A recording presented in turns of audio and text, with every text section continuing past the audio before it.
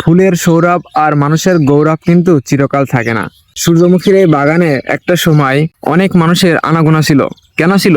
এই বাগানটি ফুলে ভরা ছিল। ঠিক এইগুলোর মতন এখন যেমন কিছু কিছু গাছে ফুল আছে, ঠিক তেমন পুরো বাগান জুড়ে ফুল ছিল।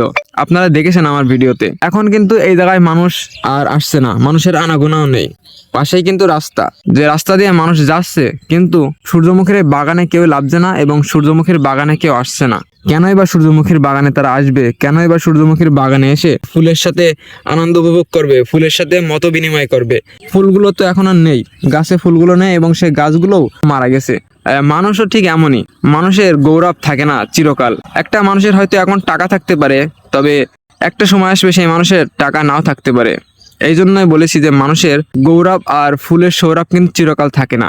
সূর্যমুখীর এই ফুল যেভাবে ফুটে আছে, আজ যদি সারা মাঠে এভাবে ফুলগুলো ফুটে থাকতো তাহলে মানুষের আনাগোনা বেড়ে যেত এবং মানুষের আনাগোনা দেখা যেত কম বেশি। কিন্তু এখন আমরা দেখতে পাচ্ছি যে এই সূর্যমুখীর এই বাগানের প্রত্যেকটা গাছ থেকে বীজগুলো সংগ্রহ করা হয়েছে, যে কারণে প্রত্যেকটা গাছের মাথা কিন্তু কাটা আছে।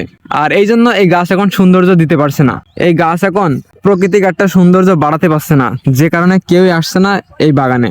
যেহেতু মাঠের পাশেই সূর্যমুখীর বাগানটা ছিল, সেক্ষেত্রে এই মাঠের পাশেই গাছগুলো একটা সময় সৌন্দর্য দিয়েছে, কিন্তু এখন গাছগুলোর অবস্থা এই। এখান থেকে এই সূর্যমুখী বাগানের ফুলগুলো এক অসাধারণ চমক দিয়েছিল। ঠিক তেমন মানুষেরও জীবন কিন্তু এরকম ফুলের মতো হয়ে থাকে। তবে কিভাবে মানুষের জীবন ফুলের মতো স্বাভাবিক থাকবে? যে কোনো মানুষই কিন্তু এই পৃথিবীতে চিরস্থায়ী থাকে না, যে কারণে ফুলের সৌরভ আর মানুষের গৌরব চিরকাল বেঁচে থাকে না।